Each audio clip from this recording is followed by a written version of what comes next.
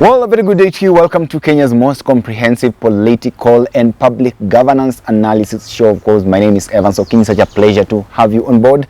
But of course, as usual, I'm here with Professor Herman Manyora. How are you, sir? Wonderful. Yes. Let's get this conversation going. As usual, we do say that our team is on the ground and we are monitoring everything taking place in this country. And of course, nothing passes us by. We want to bring our viewers up to date with comprehensive analysis. As we ask them to subscribe. Definitely, as we ask them to subscribe here. Now, let's talk about city politics. Now, one of the things that I saw is that the governor of Nairobi County, of course, Johnson Sakaja, accompanied the president to the United States of America. And they signed a number of deals. I saw the kind of that's sort of, it's called school feeding program being vouched for by the president as well as the governor back there. By the way, tell me, what do you think of this school feeding program and how it has been proposed by Governor Sakaja? We need to provide meals for our children because the economy is doing bad. Okay. During the Great Depression in America, there were soup kitchens for the public. Okay. Otherwise, people will die. So our children cannot go to school, and those who go cannot concentrate because they don't have energy. So we need to feed.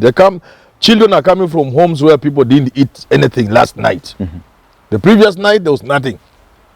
Now you want them to be in school on an empty stomach. Well, you are stretching your imagination. Okay. So having a school feeding program anywhere in the country is a welcome move. The only problem is how do you structure it? Okay. How is it managed?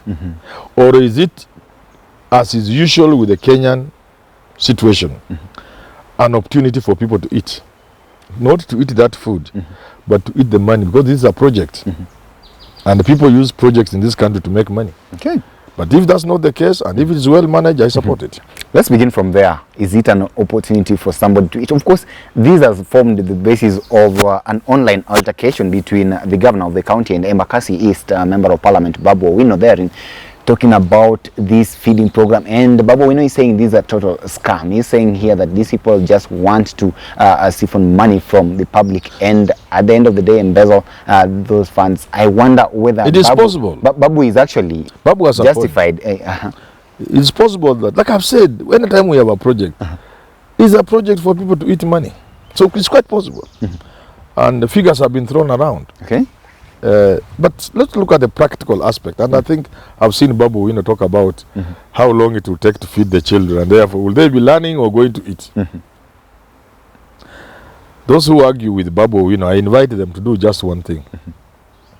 Just go to a school, a secondary school, a boarding secondary school that has about 1,000 students. And that it is not Alliance or Lenana or Kenya High. That doesn't have sufficient facilities, because this nonsense of 100% transition has forced schools to convert dining rooms into dormitories. So you don't need to dispute what Babu Owino is saying. Just go to an average school. So long as that school is not Lenana, it's not Kenya High, it's not Nairobi school. These schools that have about 1,000, they have been forced to admit more than they can handle. Number two, they have been forced to convert certain, like libraries, into dormitories. Okay. Let me finish. They have been forced to convert dormitories, dining rooms into dormitories. So what point am I saying? Just go and see the mess. Who unto the students if it is raining? Okay. So just to organize the children in a school, schools like Mwiki, which have like 3,000, 2,000, to have a meal during lunch break, my friend, they'll be forced to start at 10 and finish at 3. So Babu has a point. That's the structure I was talking about. What structure have you put in place? Zero. So why, as Sakaja, are you putting on board to score political bonga points? You want to be popular. You want to show people the governor of Nairobi has come up with a new idea of feeding children. But on the ground, it's rubbish. Of course, you may say so. Prof. But then the governor has also said in retaliation that he's actually dismissed Babu Owino sentiments, and he's saying that Babu is actually trying to propagate this propaganda of being opposed to the school feeding program for his own political relevance and expediency therein. I wonder whether you are in agreement with what the governor may be saying. But what the governor is saying is correct. Babu Owino wants his seat. So he will say certain things merely because he wants the seat, not because what he's saying are right. But I'm interrogating the things which Babu is saying which are right. What structures has Sakaja put in place to convince me you can provide food to hundreds of thousands of pupils in Nairobi? Okay. I don't know that there are millions or hundreds of thousands. What have you put in place? Go to any Nairobi primary school. Don't even go to a secondary school. I was even wasting my time. Just go to an average primary school in Nairobi. When the children are going home, the question you will ask is, how many schools were here? Were they for games? You will not believe it's one school. Watoto wakimiminyika kutoka kwa gate in the evening. My friend, you need to put structures on the ground. Okay. Good idea, but being put on the ground for political purposes, and therefore it will fail. You need to involve stakeholders. You need to organize how the children will feed. You need to look at the physical infrastructure required. You need to look at this funding. Where is the funding going to come from? Because like some people are arguing, primary basic education is a national government function. So if you are going to be taking a few billions of shillings and put it in primary schools, you are going to fall afoul of the law. Okay. People will ask you, why are you spending money on a national government and yet the national government hasn't transferred that function to you according to the dictates of the constitution? So these are the issues, and they are valid issues. But it's a good idea, and we don't have to believe what Babu Owino is saying, because he wants Sakaja's seat. Now let's dive into the city politics with just starting from where you left it here, that Babu Owino wants Sakaja's seat. Now look at it this way. Of course, Babu Owino made a statement while appearing on a TV interview that the governor's seat in 2027 is vacant. Now, my question would be, do you think that Babu Owino, up to now, as you know him, does he have got the political muscle to take on Governor Sakaja in 2027? You know, politics is a game with its own dynamics. 2027 is far, and so much can happen. But if you are just to say, okay, let's analyze it like chess. Asked is where is. Babu Owino stands a very high chance. How? Very high chance. Why not? Make me understand. Very high chance. This Nairobi city is divided into Raila and Uhuru, or Raila and Kibaki. Ruto doesn't have much control of this city.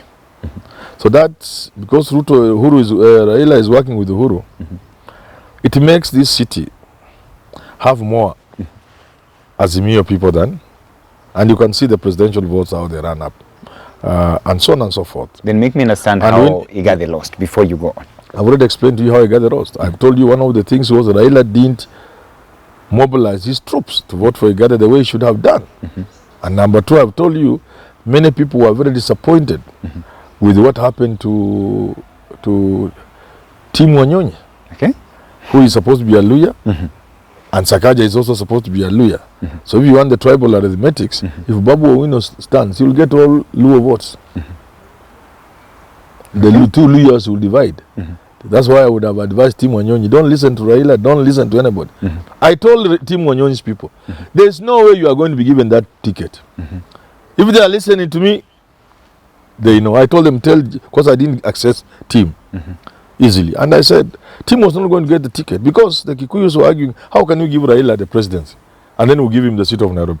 That was known way before 2022. So Tim Wanyonyi was wasting his time. Okay, so let's. And this time round, if he stands because he thinks he's popular, that is popularity of last year. It may not be there in 2027. And in any case, the Luyas will be at crossroads. They will be divided between Sakaja and Tim Wanyonyi. Tim may have an upper hand, but he may not get sufficient votes to counter the Luo votes in Nairobi. Okay. And now, each of these guys is a stranger on the mountain. Perhaps Babu Owino less of a stranger because he's married from there here. So Babu Owino stands the highest chance. No, in 2027. yeah. So you think that Babu Owino... The only obstacle to Babu's onslaught is, will Baba support him? That is the challenge Babu Owino has. And if he wants to be governor, he must begin looking beyond Raila's support without antagonizing Raila. You've just talked about arithmetic. Excuse me. And you were saying that Babu Owino can easily clinch the gubernatorial seat based on... As I analyze, as I sit here, so much can happen between now and 2027. Okay, I saw him pay a courtesy call to Tim Wanyonyi, yes, and we do not actually know the contents of the kind of conversation that they had therein. But of course, he is saying that we come together, brethren and stuff. Do you then think that perhaps Babu Owino could talk to? It's possible. This politics. Tim Wanyonyi, and then Babu is a young man. He can, sort of an alliance between he them. can be deputy governor for 10 years. But if you look at the makeup of Babu Owino, can he deputize somebody? When devolution started, somebody asked, wanted me to deputize him. Then I looked and said, that this guy know Manyora. I can't take nonsense myself. So it's a possibility. Team working with Babu. But Babu will want to be the candidate. Although the general feeling will be he should be the running mate.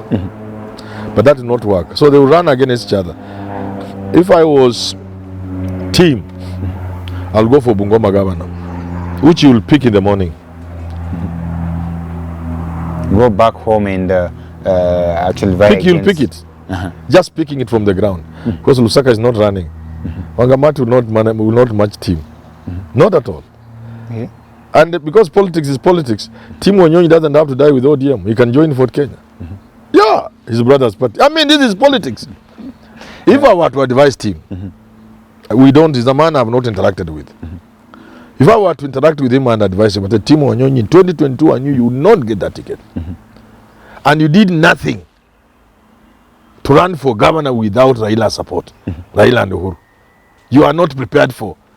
And that's why I'm saying Babu Owino could be better than Tim Wanyonyi in terms of preparing to run without Raila's support.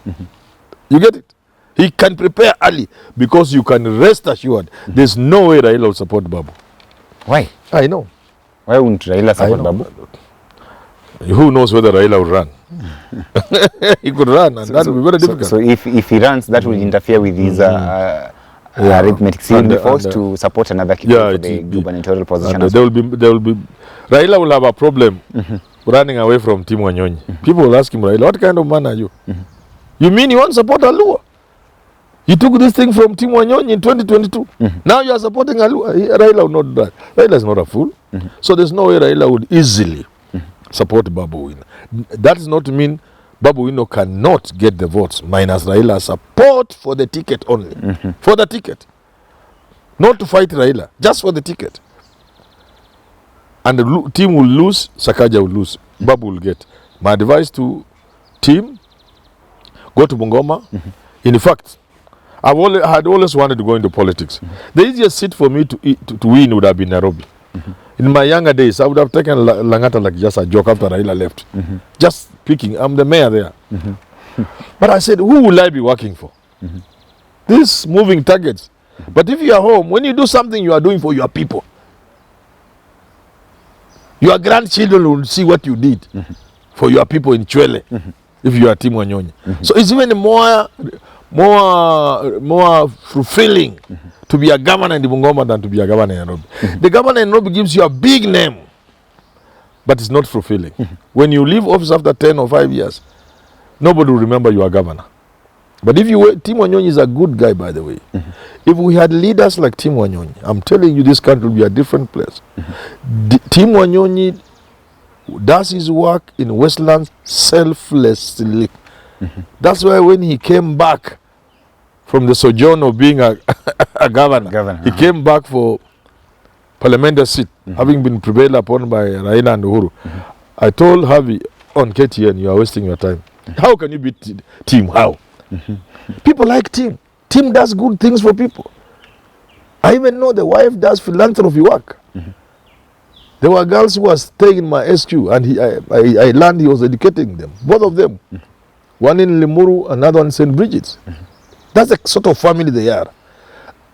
So somebody like Tim, if you ask him, he's best in Bungoma. And nobody will contest against him. If you stand against him, people will ask you exactly, why do you want to waste your time? Even Wangamati is my friend. People tell him Wangamati. You can't contest against him. You are wasting your time. Tim has spent a lot of his life in the city. I wonder. No, we all go back. Kidero went back, although he didn't get. Because he will not beat Babu. Both of them with Sakaja will share the votes and they will lose. I mean, it's the onslaught that Sakaja faced actually in 2022 with regards to his academic qualifications, and therein the pressure being mounted on him to actually fail to vie for that position. And of course, amidst all those odds, Raila support for Rigathi, Uhuru Kenyatta's support for Rigathi, and of course, you're saying that Ruto's popularity in Nairobi is somehow questionable.